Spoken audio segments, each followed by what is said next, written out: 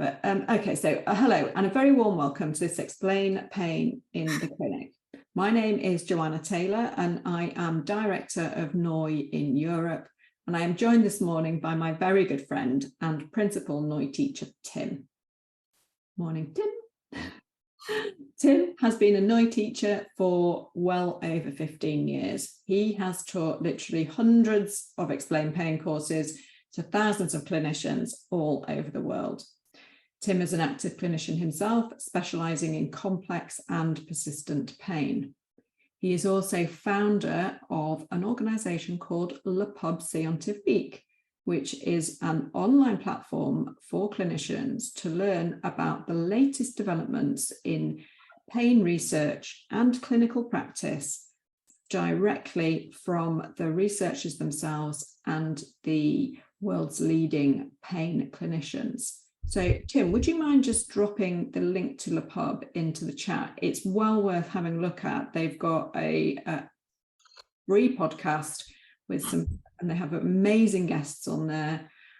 They've just been to EFIC and recorded a whole load of new podcasts. So it's really worth taking a look at that. So moving on, Tim is also co-author of the GMI Handbook with David Butler and Lorimer Moseley. So these sessions that we run here are all about giving you a taste of Explain Pain and how to use it practically in the clinic. Now, some of you will have already done an Explain Pain course, and if you have, then these sessions will recap and reinforce what you've already learned on the course. But if you're new to Explain Pain, this will give you a little taste of what to expect and what we cover in a lot more depth in the core course. So just a couple of practical things before we start. Tim will be talking for about 20 minutes. If you have any questions, please drop them in the Q&A or in the chat, and we'll get to as many of them as we can. We'll be watching both of those feeds throughout the session. And if you want to watch the recording of the session, there are now two places where you can watch the recording. One is in the NOI clinical discussion group, which I will just drop the link for that into the chat here as well. I highly recommend that you join that group. You'll find out about all of these lives coming up as soon as they're launched, and you can register through the group.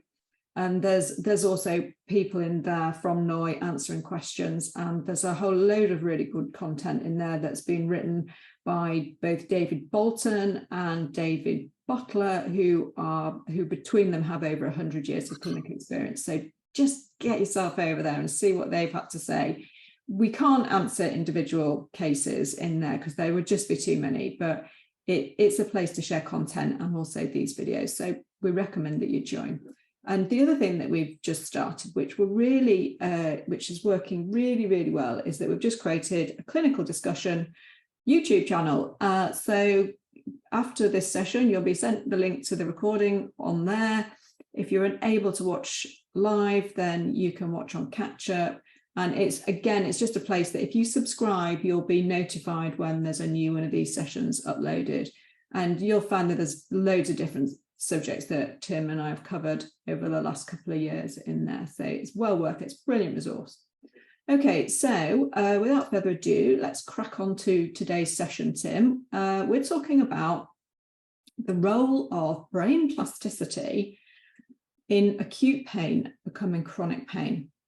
So this is kind of part two, because last week we talked about the neurobiology of acute becoming chronic pain, and we completely ran out of time. And it was such a great session that we thought we'll run another one today looking at brain plasticity. So Tim, where would you like to start with this? Yeah, it's morning, everybody, afternoon, evening, etc. So the place I'd like to start is talking about uncertainty. so I don't know. It's the first thing that just jumps into my mind is we picked a topic which is about the transition of acute to chronic pain.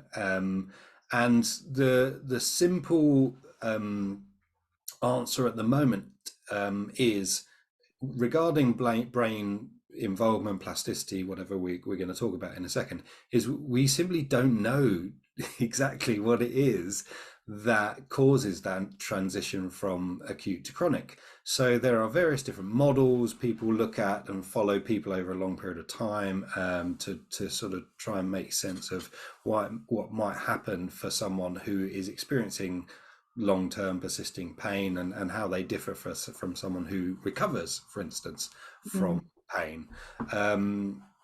But there are enough sort of ideas out there that I mean, it's some really interesting things that we can dip our toes into, as we were saying.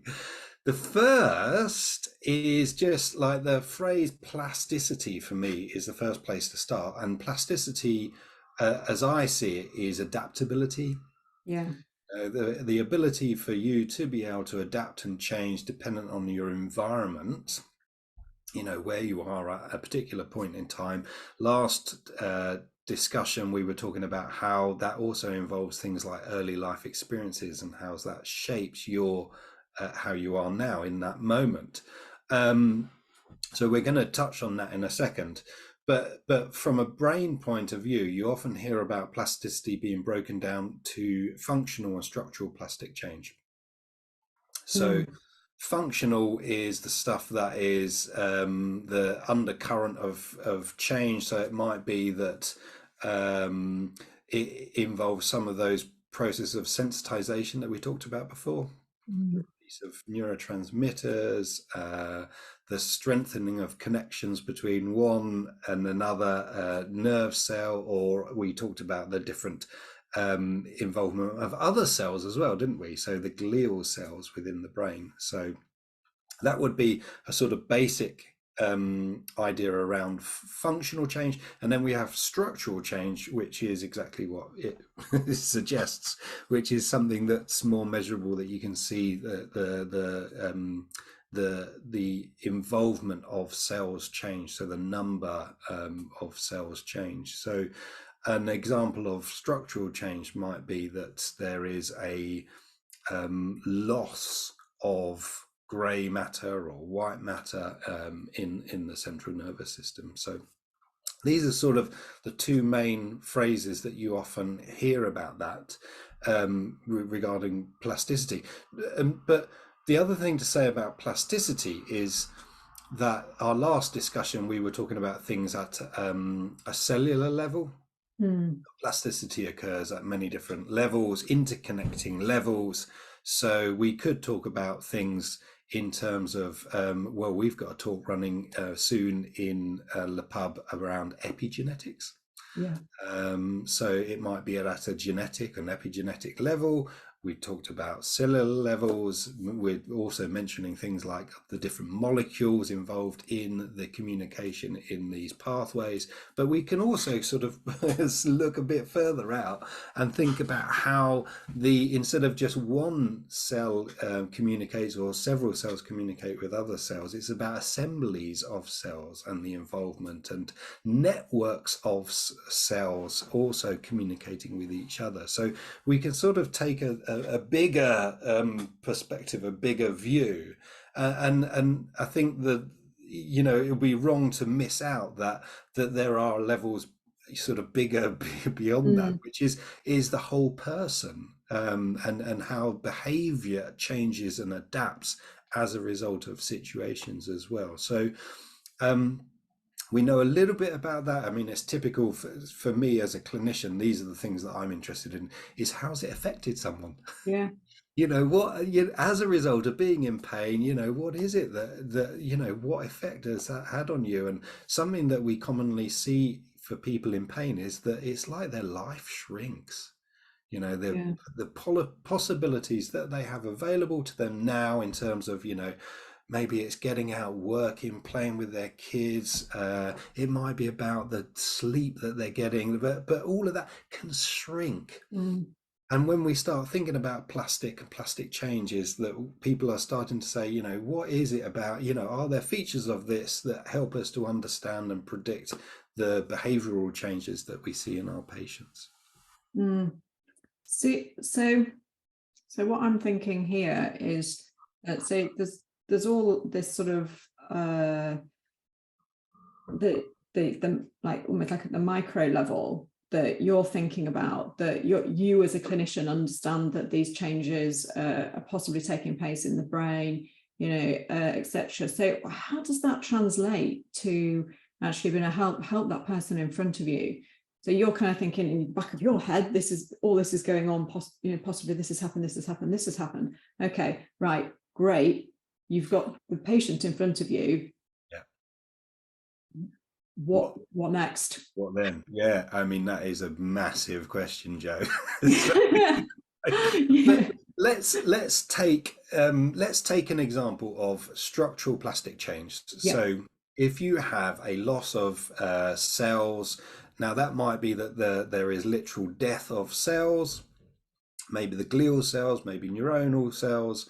It might be that there is pruning of synapses such that the area, the density actually shrinks. It tells us a little bit about things like time frame for recovery as well, and it might tap into I mean, there's some really famous studies on loss of grey matter in people with persistent pain from a group in America led by Vanya Apkarian.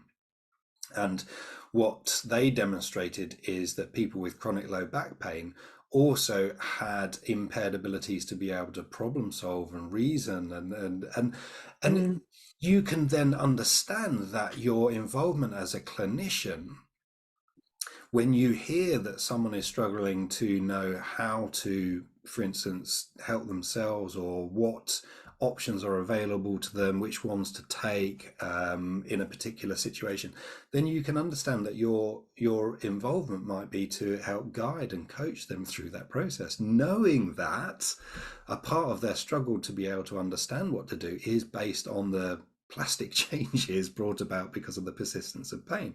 So that, to me, that sort of says, okay, well, it's helpful for me to have that layer of knowledge to then work out where I sit. Another layer of that knowledge would be that change like that, structural change, you don't see immediately. So if someone has new onset of back pain, acute back pain, they don't suddenly present with a loss of grey matter in certain brain areas. That's something that evolves over a period of time. There might be predictive factors, but that's a bit more complex for us to get into today.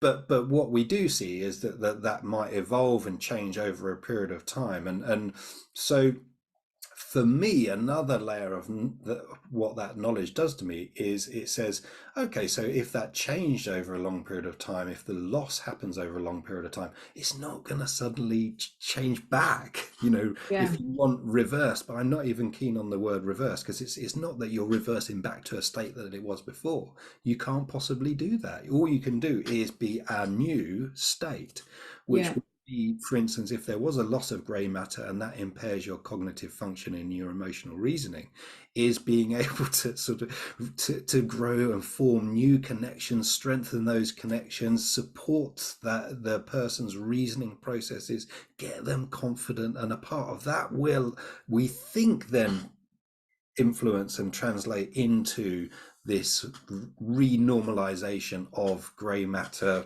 cortical areas. But we can't know for sure as a clinician, because you don't have that ability to be able to just check. Well, let's just check. So, how's the grey matter doing today? We go from what someone's telling us and the behavior that they're exhibiting. I've got a question there.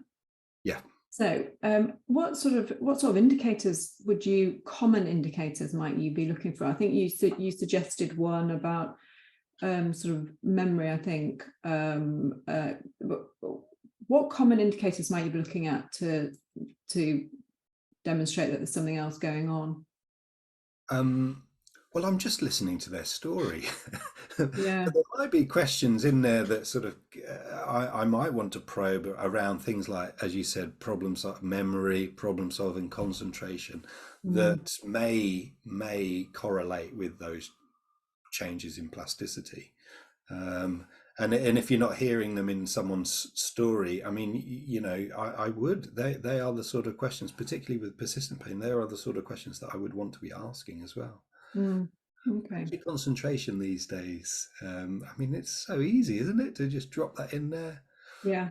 Um, but so I wanted to, like, we're giving an example on one level, aren't we, of structural plasticity? But if we can come back out and be a bit more network level, Mm. a bit bigger picture, because there's some really funky work looking at network changes.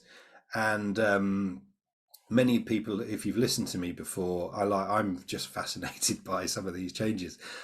So there are various different brain networks. A famous one is called the saliency network. Mm. There are others, the default mode network, the anti-nociceptive system, etc. But the saliency network is like your network of brain regions and assemblies of cells that communicate with each other that look out for difference. Okay. And if you notice difference, it captures your attention, and then a part of that is also reasoning whether it's important to you know do something about what's captured your attention as well. And what we see in pain is that our attention is more easily captured for things that ordinarily wouldn't be that threatening to us. Mm. It might be the feelings that you get from your body tissues that inform you about bending and stretching and warming and cooling yourself. But now suddenly, it's like it captures your attention much more. You're much more acutely aware of whether you've bent and stretched and warmed Mm. and cooled yourself. Um, so there's some really quite amazing findings in this area that I believe also are. It's helpful to just understand a little bit around about valency. So valency is, you can have something that's positively valenced, negatively valenced. I mean, essentially that has a sort of emotional undertones and it captures your attention in a positive. Oh wow, this is so exciting! I'm really enjoying this. Versus, oh God, oh, I must stay away from this. This is making me feel a bit uneasy and queasy. And what we see is in pain, and coming back to that idea of the world shrinking, is that each time you sort of are reinforced by, I wanted to go to work but I was in pain, and therefore I'm reinforcing the strengthening that aversion to the stimulus of being at work, because each time I go there I'm in pain. It makes absolute sense that if there is a negative response to that, if it's so unpleasant, you won't want to do it again. Mm. So from a behavioral level, I just think it makes total sense that one way of us dealing with things that are aversive to us is remove ourselves from that situation. Yeah. I'll stop doing it.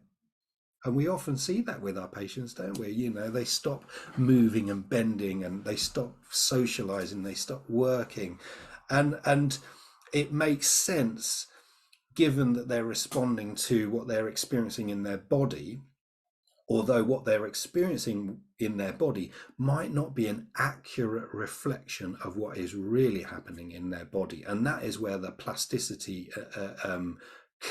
there's beauty, and there's a beast in that Mm. plasticity then as well, because Yeah. plasticity goes in, is all about things like memory and learning and getting good at things, just as it is becoming responsive, aversive, finding things salient, and wanting to get out of those situations as Mm. well.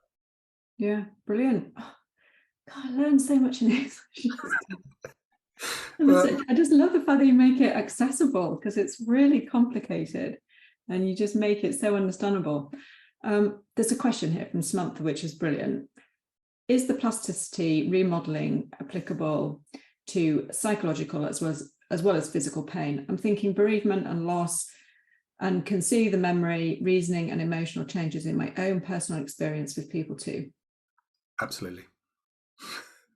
And look, if we went on behavioural, but we could sort of think about things like the circuitry involved in processing things like memories that are emotional.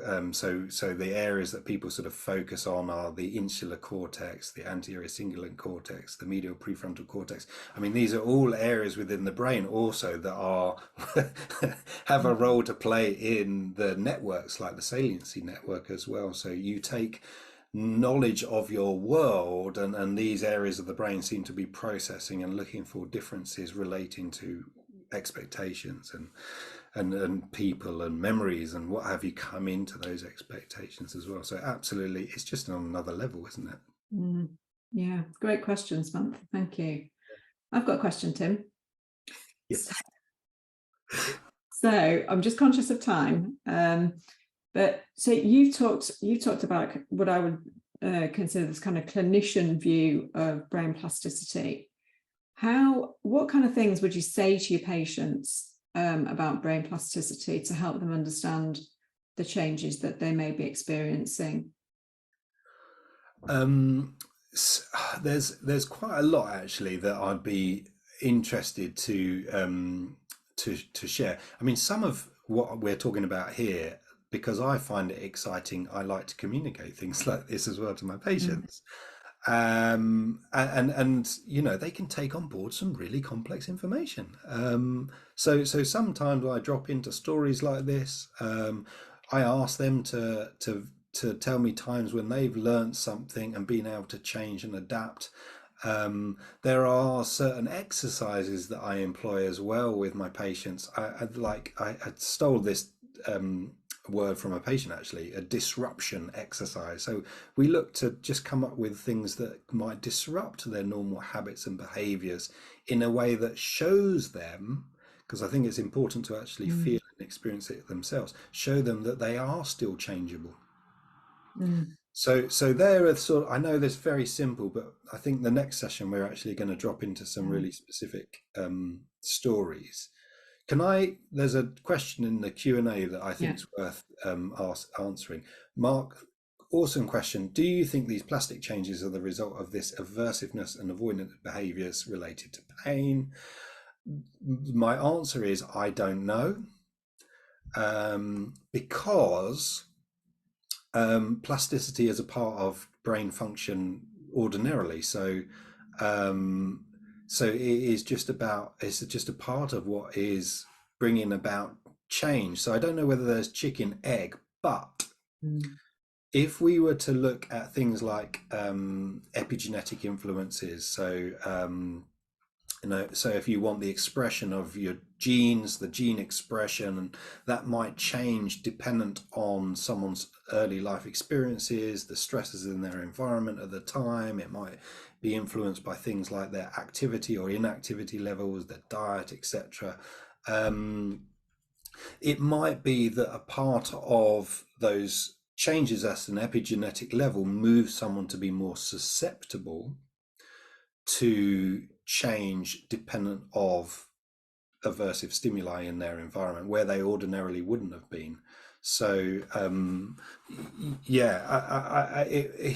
think it's much more nuanced, but to me it would be not chicken and egg. It would be more, we talk about emergence, don't we, Joe? It would be about the dynamic and interconnected influences of everything in that person, not just in the present, but considering what's gone on before, and also looking at us into the future as well.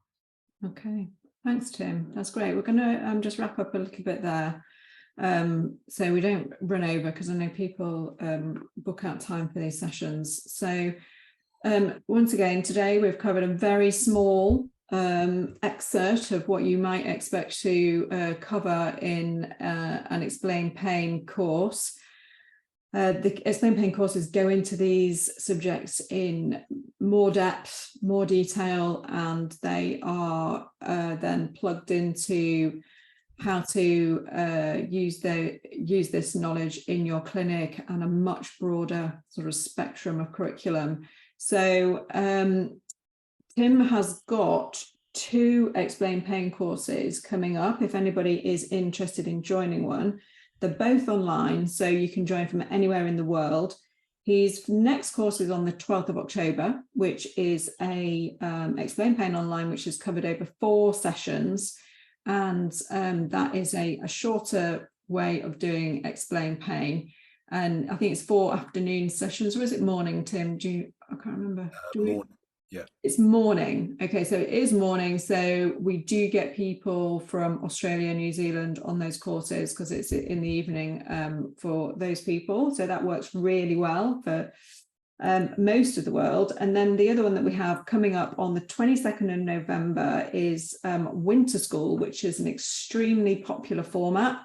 It's 8 weeks. It's 2-hour sessions each week. And the beauty of those the Winter School is that the sessions are 1 recorded, but you also get to spend, I think, 10 weeks with Tim.